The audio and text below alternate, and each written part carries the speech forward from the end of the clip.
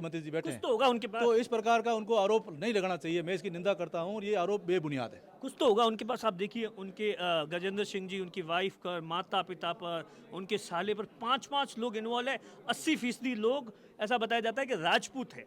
तो अशोक जी की राजनीतिक द्वेषता और प्रतिद्वंदता मानता हूँ, और राजनीतिक प्रतिद्वंदता उनकी है क्योंकि गजेंद्र सिंह जी शेखावत ने उनके पुत्र के सामने वो वैभव जी गहलोत चुनाव लड़े थे, तो वो राजनीति प्रतिद्वंद्विता के कारण राजनीतिक पूर्वाग्रह ग्रसित होकर के इस प्रकार के आरोप लगा रहे हैं। सिंह जी, जिस तरीके से 4.5 साल का कांग्रेस का कार्यकाल रहा, मुख्यमंत्री जी अशोक गहलोत इन दिनों एक नए गजेंद्र सिंह शेखावत पर बहुत गंभीर आरोप लगा रहे हैं संजीवनी घोटाले को लेकर। क्या लग रहा है जो मुख्यमंत्री के आरोप है उसमें दम है, या इस मामले में उनका सीधे तौर पर कहना है कि ईडी कार्रवाई नहीं कर रही है? क्या लग रहा है आपको? देखो, मैं तो इसको अशोक जी की राजनीतिक द्वेषता और प्रतिद्वंदता मानता हूँ, और राजनीतिक प्रतिद्वंदता उनकी है क्योंकि गजेंद्र सिंह जी शेखावत ने उनके पुत्र के सामने वो वैभव जी गहलोत चुनाव लड़े थे, तो वो राजनीति प्रतिद्वंद्विता के कारण राजनीतिक पूर्वाग्रह ग्रसित होकर के इस प्रकार के आरोप लगा रहे हैं।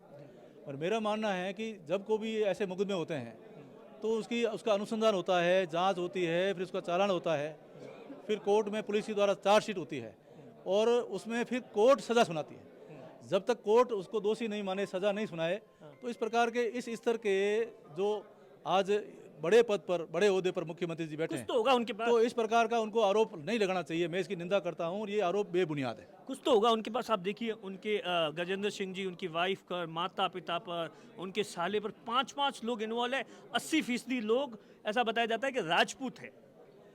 मेरा मानना ये है कि ऐसी सोसाइटियाँ बहुत बनी हुई है, हाँ, आदर्श क्रेडिट सोसाइटी भी बनी हुई है, और भी सोसाइटियाँ बहुत है, हाँ, घोटाले सब में हुए हैं, हाँ, लेकिन वहाँ भी उनको जांच करानी चाहिए। और मेरा मानना है कि इसमें जिनका भी पैसा गया है, गरीबों का पैसा है, गरीबों का पैसा मिलना चाहिए। सरकार को आगे होकर के ऐसी फंडिंग करनी चाहिए, और जहाँ पैसा गया वहाँ से वसूलने का भी काम करना चाहिए, और गरीबों को पैसा लौटाने का काम करना चाहिए। मेरे यहाँ शेरगढ़ में भी इन्हीं के राज के अंदर कृषि आदान अनुदान का बहुत बड़ा घोटाला हुआ। 80% लोगों का पैसा दूसरे जिलों में, गंगानगर, बीकानेर में चला गया।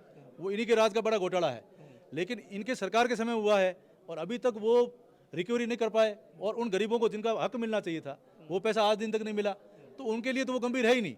और राजनीतिक प्रतिद्वंद्विता पालने के लिए इस प्रकार के बेबुनियाद आरोप लगा रहे हैं, हम इसकी भर्त्सना करते हैं। अच्छा सर, जिस तरीके से मुख्यमंत्री ने गजेंद्र सिंह शेखावत पर आरोप लगाए हैं, क्या लगता है जिस तरीके से मुख्यमंत्री जी का कहना है उनका परिवार के 5 लोग शामिल हैं? देखो साहब, ऐसा है, अगर इतना था तो वो गृह मंत्री है, और वो गृह मंत्री सिर्फ आरोप लगा रहे हैं। ये सब उनके खींच है बेटे को हराने की।